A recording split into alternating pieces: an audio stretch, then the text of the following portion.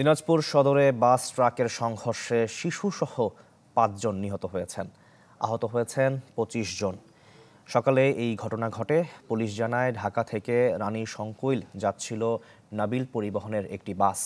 দিনাজপুরের চকরামপুর এলাকায় পৌঁছলে বিপরীত দিক থেকে আসা আম বোঝাই একটি ট্রাকের সাথে সংঘর্ষ হয়।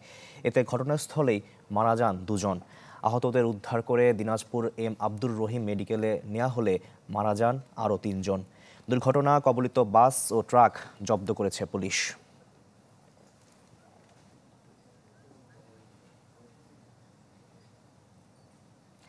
দর্শক, এই বিষয়ে আরো খবর জানাতে আমাদের সঙ্গে দিনাজপুর থেকে যুক্ত হচ্ছেন বিপুল সরকার সানি। নগদের কাছে সব গ্রাহকই প্রিয়, তাই তো সারা দেশে ক্যাশ আউট চার্জ সবচেয়ে কম।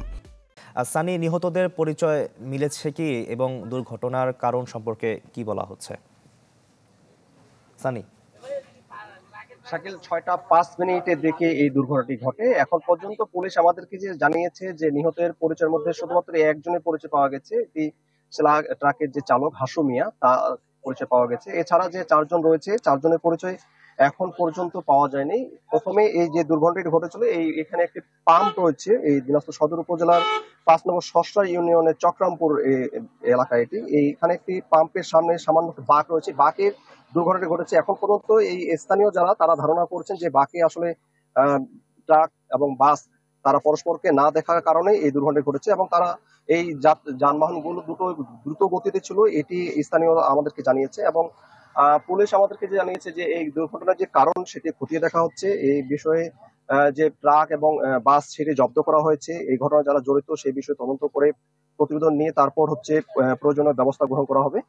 আর নিহতদের পরিচয়ের মধ্যে শুধুমাত্র ট্রাকের যে চালক হাসু মিয়া, তাদের পরিবারকে অবগত করা হয়েছে পুলিশের পক্ষ থেকে। আর বাকি যে ৪ জনের পরিচয় এখন পর্যন্ত মেলেনি, তাদের পরিচয় জানার চেষ্টা করা হচ্ছে এবং পরিচয় জানার পর তাদের পরিবার কাছে খবর পাঠানো হবে। তারপর সেখান থেকে প্রয়োজনীয় যে তারা স্বজনরা আসলে প্রয়োজনীয় আইনানুগ ব্যবস্থাটা গ্রহণ করা হবে, যাদের লাশ হস্তান্তরের বিষয়টি। আর এখন পর্যন্ত আমাদেরকে যেটি জানিয়েছে যে এই যে ট্রাক সেটি আম বোঝাই ছিল, সেটি ঢাকা যাচ্ছিল এবং এই নাবিল পরিবহনের যে বাসটি সেটি ঠাকুরগাঁয় নারী সংকুলের দিকে যাচ্ছিল। সকাল ৬টা ৫ মিনিটের দিকে এই দুর্ঘটনাটি ঘটে।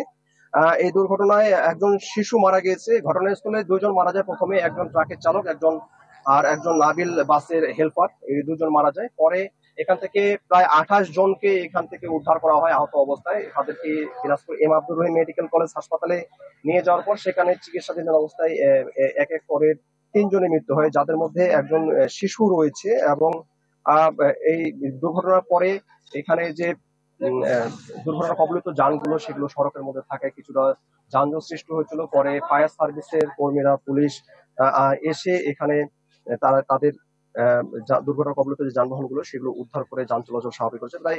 প্রায় ১ ঘন্টার মতো এখানে যান চলাচল বন্ধ ছিল এবং এখন কিন্তু যান চলাচল একেবারে স্বাভাবিক হয়েছে। পুলিশ জানিয়েছে যে আইনানুগ ব্যবস্থাটা গ্রহণ করা হচ্ছে। সানি, আপনাকে ধন্যবাদ আমাদের সঙ্গে যুক্ত হওয়ার জন্য।